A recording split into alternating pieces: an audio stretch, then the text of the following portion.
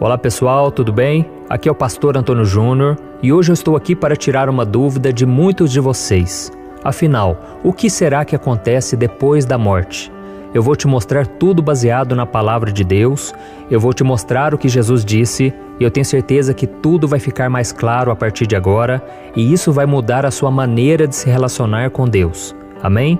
Então antes de começarmos, eu quero pedir que você já deixe o seu like, se inscreva no meu canal e ative o sininho para você ser avisado pelo YouTube sempre que eu colocar um vídeo novo.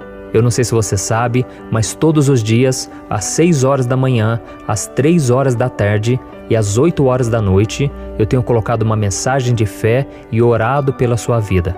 Então continue comigo, tá bom? Então vamos começar com essa dúvida de hoje. Eu sei que quando a gente chega para as pessoas e a gente pergunta para elas o que acontece depois da morte, muitas delas elas respondem mais ou menos assim: ué, mas como que eu vou saber? Ninguém nunca voltou para contar, não é verdade? Mas quando a gente olha para a Bíblia, a gente vê que existe sim alguém que foi e voltou. Esse alguém é Jesus. E por causa disso, o que Jesus disse que vai vir depois da morte é uma fonte segura de informação e nós podemos confiar. A Bíblia mostra o testemunho de centenas de pessoas que estiveram com Jesus depois que ele ressuscitou dentre os mortos e apareceu para muita gente nos 40 dias em que ele ficou aqui na terra, entre a ressurreição e o momento em que ele subiu aos céus. Eu vou deixar aqui no vídeo as referências da Bíblia, tá bom? Então vamos lá. Em primeiro lugar, é importante nós lembrarmos a causa da morte. O que gerou a morte? Porque eu não sei se você sabe, mas o homem e a mulher, eles não foram feitos para morrer. Deus não criou Adão e Eva e toda a humanidade para morrer. Isso tudo é consequência do pecado. O pecado que foi gerado a partir de Adão e Eva, ele fez com que houvesse uma barreira, uma separação entre o homem e Deus. O homem no início ele foi feito para ter comunhão com Deus, mas ele desobedeceu ao Senhor e ele virou as costas. E depois de Adão e Eva, tudo tem sido dessa mesma forma. E como resultado, o homem se separou de Deus, que é a fonte da vida, não é verdade? Então a morte é uma consequência da nossa desobediência, porque não adianta nós culparmos Adão e Eva somente, nós também desobedecemos a Deus. E pelo fato de sermos pecadores, todos nós estamos sujeitos a morrer e com certeza não tem como escapar disso. Um dia a morte vai bater na nossa porta. Tem pessoas que dizem, a única certeza que nós temos nessa vida é a morte. Mas eu vou te mostrar que nós podemos ter a certeza da ressurreição e isso é algo que Jesus prometeu e eu vou falar disso mais pra frente, tá bom? As pessoas sempre têm muitas respostas diferentes sobre o que vai acontecer depois da morte. Por exemplo, a pessoa que é muito materialista, muito voltado para as coisas dessa terra, ela nega a ressurreição de Jesus, ela nega que a Bíblia é a palavra de Deus, e para eles a morte é o fim de tudo. É como se fosse um blackout, acabou tudo, apagam-se as luzes e depois não acontece mais nada. E a pergunta que fica é, qual é a prova disso? Como eles sabem, como eles têm certeza disso?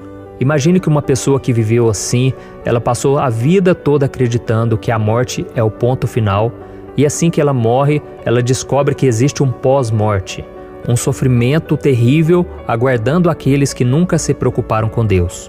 Então realmente, né, irmãos, é uma coisa muito complicada a pessoa acreditar dessa maneira. A pessoa aposta a sua eternidade na possibilidade de que depois da morte tudo vai se acabar. E se não acabar? Então essa é a posição de uma minoria, não é todo mundo que pensa assim, mas ainda tem um grupo de pessoas que acredita que não vai acontecer nada. E tem também aqueles que falam em reencarnação. Eu era espírita e eu acreditava nisso. E para essas pessoas, depois da morte, o espírito fica vagando pela terra ou ele fica transitando por outros mundos espirituais até ele receber a oportunidade de voltar em uma forma material. Eles acreditam que eles vão viver uma nova vida, com uma nova identidade, sem se lembrar da existência anterior, sem se lembrar do que aconteceu nas vidas passadas. E isso, lógico, pode ser revelado através de um médium, através de alguém que tem alguma visão espiritual e consegue ver que na vida passada ela era assim, era daquele jeito, mas eu não acredito nessa teoria que se tornou muito popular, muito conhecida, principalmente pelos escritos de Allan Kardec. Só que quando lemos a Bíblia, a palavra de Deus, vemos que não tem como você concordar com essa ideia de reencarnação, porque ela não combina com os ensinamentos de Jesus. Não existe na Bíblia nenhuma menção a essa segunda chance que o ser humano vai receber. Pelo contrário, quando a palavra de Deus fala sobre a morte, ela fala que é um ponto final na existência nessa terra, e depois disso vai vir o juízo final. Então, para o bem ou para o mal, não tem nenhuma perspectiva de nós voltarmos para este mundo. E além disso, tem mais uma questão. Se nós pudéssemos sempre reencarnar, obedecendo a um ciclo, em que a gente vai, a gente volta, por que será então que Jesus teria que morrer na cruz por nós?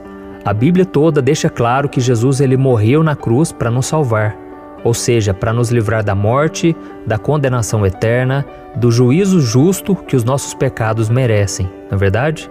Então isso seria desnecessário se o que viesse após a morte fosse a reencarnação. E tem um outro tipo de pessoa que acredita que a alma, depois da morte, ela entra em um estado de sono. Isso é muito comum as pessoas pensarem assim. Seria uma forma da pessoa ficar insensível. É como se a pessoa ela não percebesse o que está acontecendo à sua volta e ela vai despertar somente no dia do juízo final. E essa visão também eu não acredito e é uma visão meio problemática, porque na Bíblia existem referências a pessoas que estavam mortas, mas conscientes, e elas se lembravam claramente da sua vida depois da terra. E um exemplo disso é daquela parábola que Jesus contou do rico e do Lázaro. E esses dois homens tinham consciência do que eles tinham passado aqui nesse mundo, nessa terra. E Jesus ele disse que não tem como também a pessoa que já morreu, ela voltar e nós também passarmos daqui para lá, termos essa comunicação com os mortos. E além disso, em outra ocasião, Jesus disse que na eternidade nós vamos nos assentar com Abraão, com Isaac e com Jacó. E tem também uma outra questão. Lá no livro de Apocalipse nós vemos que ele fala sobre a alma dos mártires, que eles cobram de Deus justiça aqui na terra contra aqueles que os martirizaram. Depois você lê aí na sua casa, Apocalipse 6, o versículo 9 ao 11. Então tudo na Bíblia mostra que depois da morte, a pessoa continua tendo a consciência de como foi a sua vida aqui na terra e ela sobrevive em um espírito consciente, com memória das coisas que aconteceram aqui. É lógico que a Bíblia diz que quem for para o céu, lá não haverá dor, não haverá sofrimento. Então não dá para saber exatamente como vai ser, mas é como se Deus apagasse as coisas negativas, é como se a gente não sentisse saudades, a gente não sentisse nada que fosse ruim. Então só para resumir, essa teoria do sono da alma não tem fundamento na palavra de Deus. E tem também um outro tipo de pessoa que acredita que existe vida após a morte, mas que a felicidade é para todo mundo. Todo mundo vai ser feliz no final, todo mundo vai ser tratado, vai passar por algum tipo de purgatório. Mesmo as pessoas más, muito cruéis, elas serão restauradas. E então essa é uma teoria muito comum na nossa sociedade. Muitas pessoas acreditam nisso e elas sempre dizem, no final tudo vai dar certo, todo mundo vai morrer, mas vai para um lugar bom. E elas deixam isso bem claro quando estão num velório, por exemplo, e elas sempre falam, nossa, o fulano foi para um lugar melhor. O fulano ele foi promovido, sabe? Só que quando a gente olha a história dessa pessoa, muitas vezes a gente vê que essa pessoa era uma pessoa que traía muito, uma pessoa que não foi um bom pai, uma boa mãe, uma pessoa violenta, uma pessoa que roubava, uma pessoa desonesta e tantas outras falhas de caráter. Não que a nossa salvação é pelo nosso mérito, viu, irmãos? Eu vou explicar um pouco mais para frente, mas tem muita gente má, muita gente que era assassino, ladrão, corrupto, uma pessoa que fez tanta coisa errada nessa vida e parece que quando ela morre, as pessoas tratam ela como se fosse um santo, elas amenizam muito os seus pecados. Então a posição mais correta, mais sensata é o que a palavra de Deus nos ensina. E o que ela ensina? Que a morte vem como resultado do nosso pecado. Nós morreremos e nós estaremos diante de Deus, uma vez que depois da morte vem o juízo.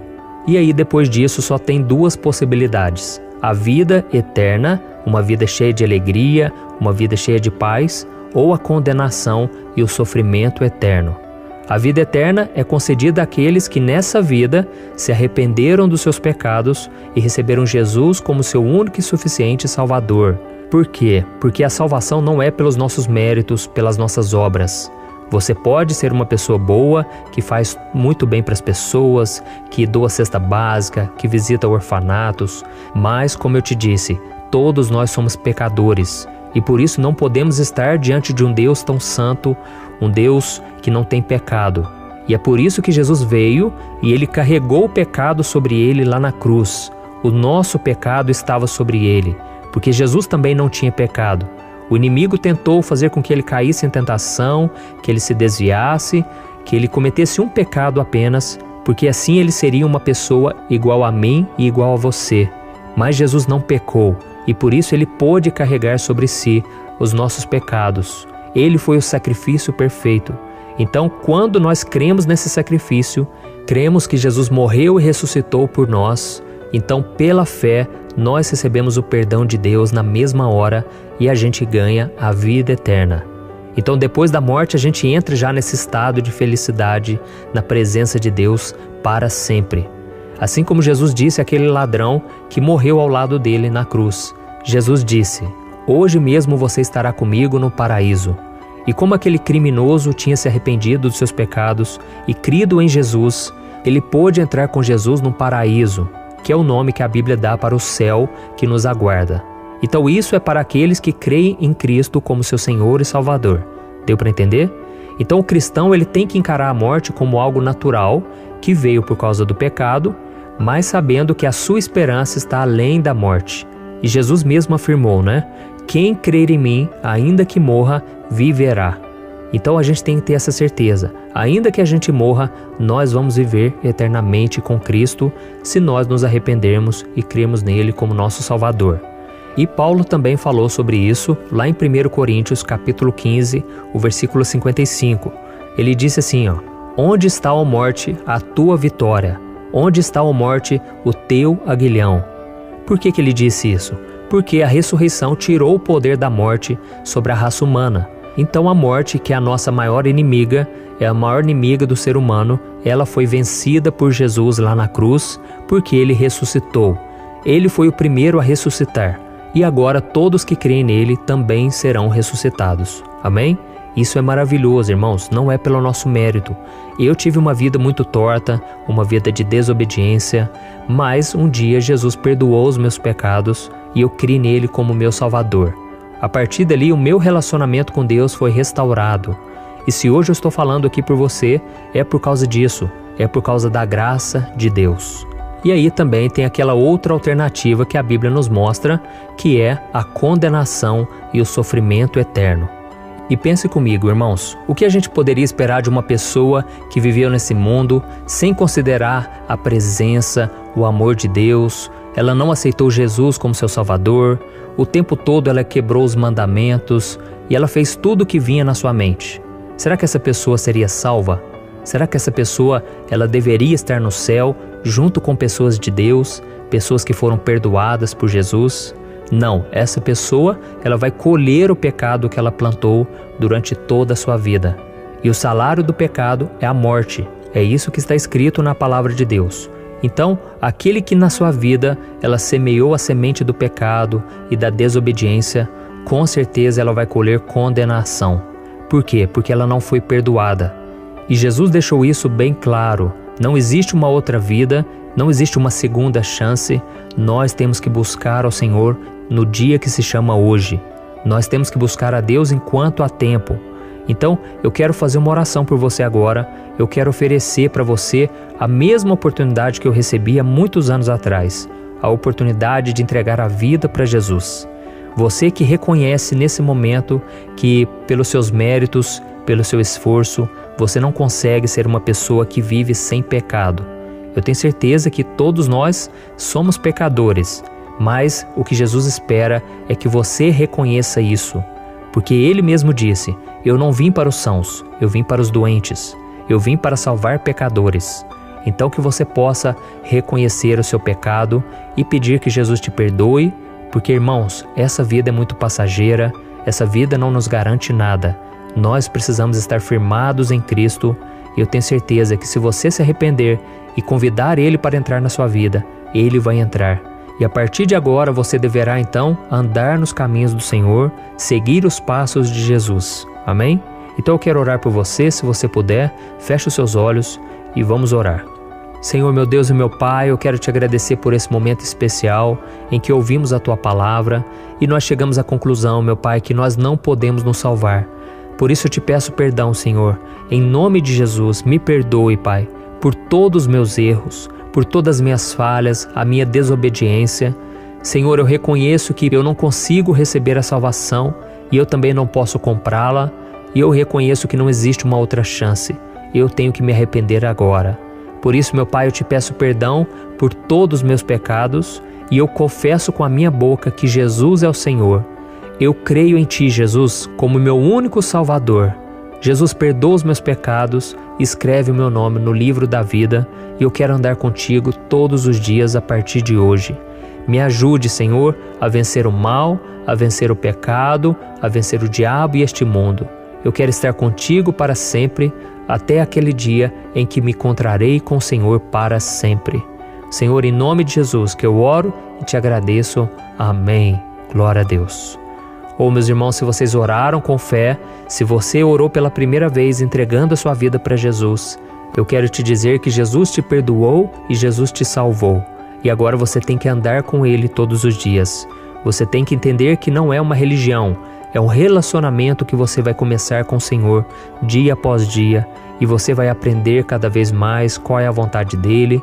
E agora você tem que renunciar à sua vida, o seu pecado, para fazer a vontade de Deus. E pode ter certeza, é a melhor decisão que você toma. Amém? Pode ter certeza, a sua vida não vai ser fácil, porque você vai lutar contra as coisas desse mundo. Você vai nadar contra a maré, mas vai valer a pena, porque Jesus mesmo disse, aquele que crê em mim, ainda que morra, viverá. Amém? Deus te abençoe, um grande abraço e até o próximo vídeo.